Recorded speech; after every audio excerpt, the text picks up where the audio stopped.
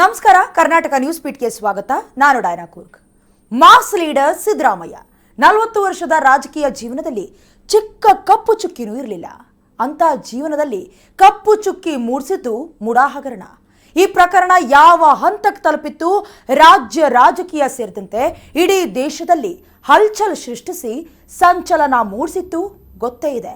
ಮುಡಾ ಪ್ರಕರಣಕ್ಕೆ ಸಂಬಂಧಪಟ್ಟಂತೆ ಈ ಹಿಂದೆ ಇಡಿ ಅಧಿಕಾರಿಗಳು 300 ಕೋಟಿ ರೂಪಾಯಿ ಮೌಲ್ಯದ 160 ಆಸ್ತಿಯನ್ನ ಮುಟ್ಟುಗೋಲು ಹಾಕೊಂಡಿದ್ರು. ಈ ಬಗ್ಗೆ ಯಾವುದೇ ಹೆಚ್ಚಿನ ಮಾಹಿತಿ ಕೂಡ ಬಹಿರಂಗ ಆಗಿರಲಿಲ್ಲ.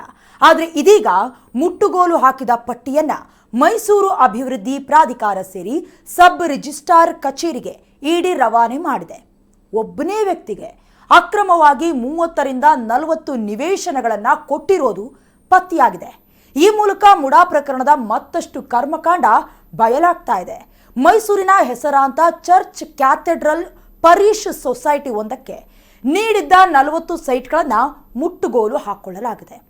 7ನೇ ವಯಸ್ಸಿನಲ್ಲಿ ಭೂಮಿ ಕಳ್ಕೊಂಡಿದ್ದೀನಿ ಅಂತ ಅರ್ಜಿ ಹಾಕಿದ್ದ ಅಬ್ದುಲ್ ವಾಹಿದ್ ಎಂಬಾತನಿಗೆ ನೀಡಿದ್ದ 41 ಸೈಟ್ಗಳನ್ನು ಇಡಿ ವಶಕ್ಕೆ ಪಡ್ಕೊಂಡಿದೆ.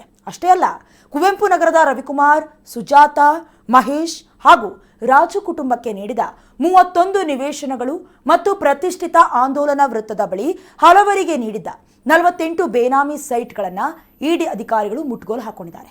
ಇನ್ನು ನಗರದ ಹೃದಯ ಭಾಗದಲ್ಲೇ ಮುಡಾ ಕೈತಪ್ಪಿ ಹೋಗ್ತಾ ಇದ್ದ ಜಾಗವನ್ನ ಇಡಿ ಅಧಿಕಾರಿಗಳು ಸೀಸ್ ಮಾಡಿದ್ದಾರೆ.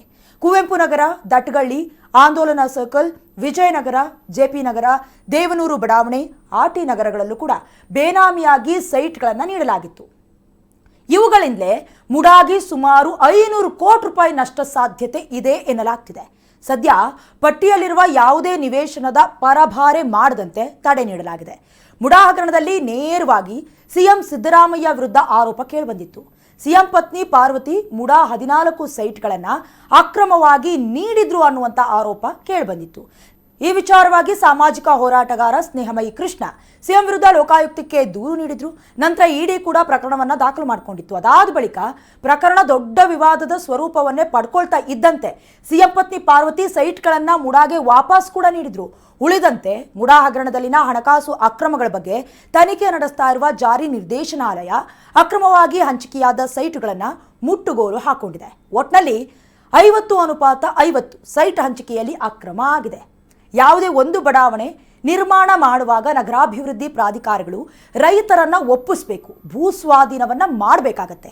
ಹೀಗೆ ಮಾಡುವ ಸಂದರ್ಭದಲ್ಲಿ ರೈತರಿಗೆ ಪರಿಹಾರ ರೂಪದಲ್ಲಿ ಭೂಮಿಯ ಮೌಲ್ಯ ಏನಿದೆ ಅಷ್ಟೇ ಹಣವನ್ನ ಅಥವಾ ಲೇಔಟ್ ಮಾಡುವಾಗ 50% ನಿವೇಶನಗಳನ್ನು ನೀಡಬೇಕು ಅನ್ನುವಂಥ ಒಪ್ಪಂದ ಇರುತ್ತೆ. ಇವೆರಡೂ ಅಲ್ಲದಿದ್ರೆ ವಶಪಡಿಸಿಕೊಂಡ ಭೂಮಿಯ ಮೌಲ್ಯದಷ್ಟೇ ಭೂಮಿಯನ್ನ ಇನ್ನೊಂದು ಕಡೆ ಗುರುತು ಮಾಡಿ ನೀಡಬೇಕಾಗತ್ತೆ. ಇದು ಪ್ರಾಧಿಕಾರದ ಹೊಣೆಗಾರಿಕೆ. ಈ ಕೇಸ್ ಸದ್ಯದ ಮಟ್ಟಿಗೆ ಮುಗಿಯೋ ರೀತಿಯಂತೂ ಕಾಣಿಸ್ತಾ ಇಲ್ಲ. ಇದೇ ರೀತಿಯ ಪೊಲಿಟಿಕಲ್ ಅಪ್ಡೇಟ್ ಮಾಹಿತಿಗಾಗಿ ನೋಡ್ತಾ ಇರಿ ನಮ್ಮ ಚಾನೆಲ್ ಅನ್ನ. ಲೈಕ್ ಮಾಡಿ, ಶೇರ್ ಮಾಡಿ, ಕಾಮೆಂಟ್ ಮಾಡಿ, ಜೊತೆಗೆ ಸಬ್ಸ್ಕ್ರೈಬ್ ಮಾಡೋದನ್ನ ಮಿಸ್ ಮಾಡಬೇಡಿ. ನೋಡ್ತಾ ಇರಿ ಕರ್ನಾಟಕ ನ್ಯೂಸ್ ಬೀಟ್. ನ್ಯಾಯ ನಮ್ಮೊಂದಿಗೆ, ನಾವು ನಿಮ್ಮೊಂದಿಗೆ.